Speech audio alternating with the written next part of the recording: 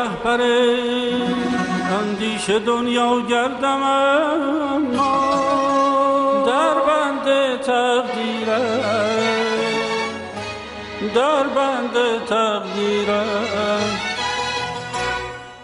مرا مگذار و مگذر دلگیرم،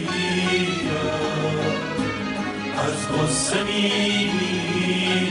مرا مگذار و مگذر، مرا مگذار و مگذر، مرا مگذار و مگذر. خصوصا روایت دارد به این که هر کی وفات میکند چه مؤمن باشد چه کافر باشد، این روایت دارد، خیلی مناسب با اعتبارم هست. هر کی وفات میکند چه مؤمن باشد چه کافر باشد، میگه ای کاش جلوتر آمده بودم، ای کاش جلوتر آمده بودم. مؤمن مقاماتش میبینه.